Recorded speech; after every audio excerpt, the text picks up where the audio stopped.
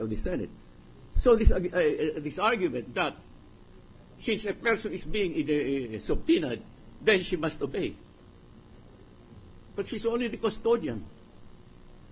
I rest my case, but please, one day might preserve the peace. Thank you, Mr. President. Thank you. Senator Kiko Pangilinan. Thank you, Mr. President. Just a manifestation, Mr. President. Mr. President, You have 2 minutes. Yes, thank you. The subpoena duces tecum is directed not to the Supreme Court, but to the Clerk of Court, and she is here. I subscribe to the view, Mr. President, that it would have been a different story altogether if she did not bring with her the SALN. That would have created a different set of facts and therefore a different set of circumstances. But she has the SALN, Mr. President. And it is our duty, Mr. President, as an impeachment court, to avoid delays in these proceedings, Mr. President. And I believe, Mr. President, that if we seek authorization, or she seeks authorization from the Supreme Court, then it undermines and diminishes, Mr. President, the power of this impeachment court. And to add, Mr. President, the one on trial here is the Chief Justice, the head of the institution that she will be seeking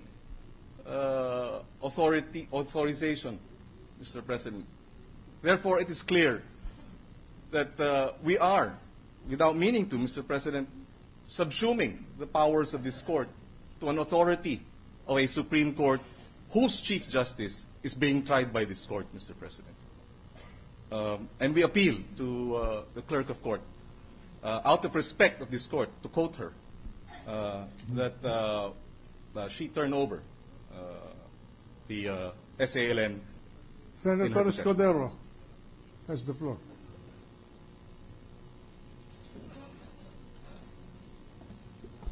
Thank you, Mr. President. Just a brief manifestation, some queries. Una sa lahat, under precedents, actually it was ruled a while ago, but based on precedents in the United States, actually counsels can object to questions propounded by the jurors. But it is up for the presiding...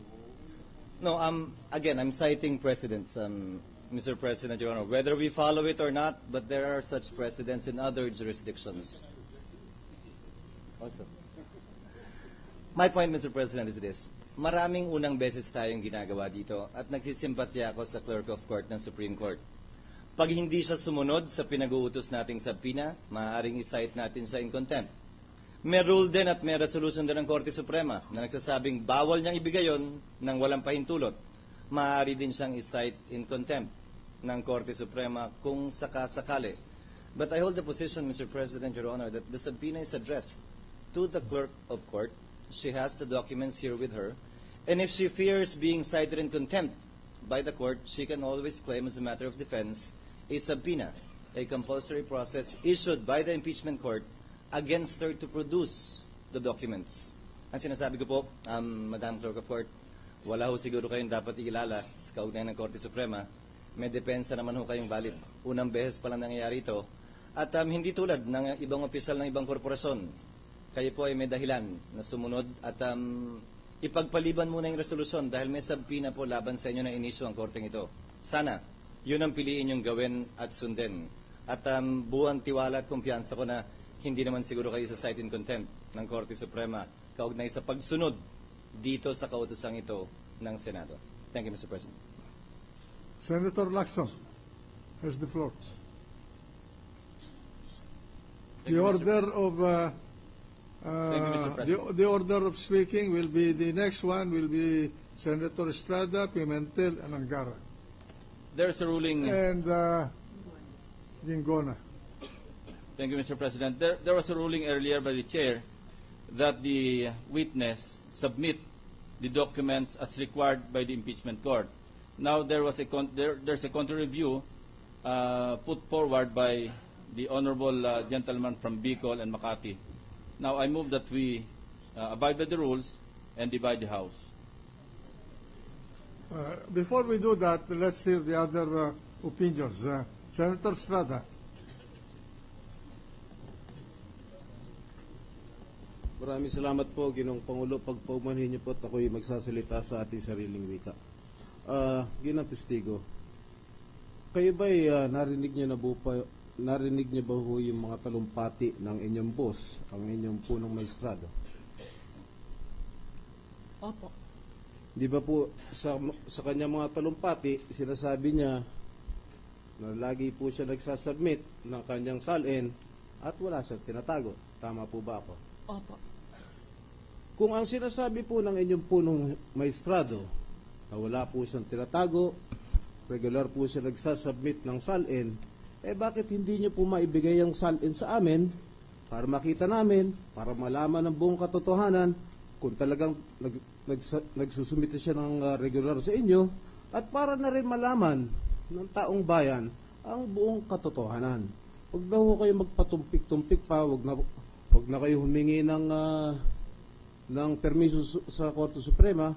Ang sundin ninyo ay ang subpina na inisyu sa inyo. Para matapos na ito, pwede ba ho makiusap sa inyo? Ibigay niyo, isumitin niyo na yung salin na dala niyo dyan. Total naman, sinasabi niyo naman na nirespeto niyo po itong korteng ito.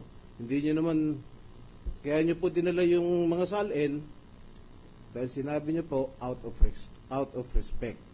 Ngayon, ako bilang isa pong hukom dito sa impeachment court, ako'y nakikiusap sa inyo na kung pwede, ibigay niyo na po sa aming clerk of court yan para maumpisahan na po natin at para ma-determine natin kung talagang merong ill-gotten wealth o kung ano man.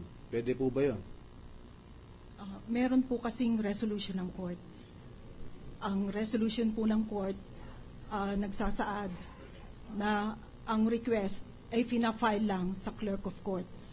Kaya po, nag-a-ask po ako ng authorization sa court bilang kawani po ng Korte Suprema. At ang Chief Justice po ay isa lang po sa mga maestrado. Mismo, and there are 15 nasasakdal justices dito ay ang punong maestrado.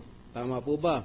Opo. Sa kanyang mga talumpati, sinasabi niya wala siyang tinatago, regular siya na nagsasubmit ng kanyang statement of assets and liabilities and net worth sa inyo. Opo.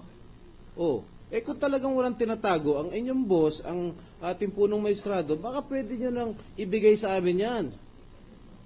Ang gusto ko lang po, malaman po ng buong korte. Katulad nga na tinatanong ni isa. Senator Drilon, kung ayaw ng Korte Suprema na ibigay sa amin yan, paano? Magkakaroon tayo ng showdown.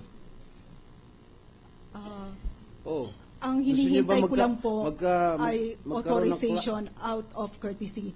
Sa palagay ko naman po, ibibigay po ng korte ang salin na to. Sa palagay mo, hindi naman ikaw ang Korte Suprema. Kung hindi nga po ibigay, paano po yun? Ano naman po, wala pong dahilan hanggang para kailan ibigay. mo kami maghihintay?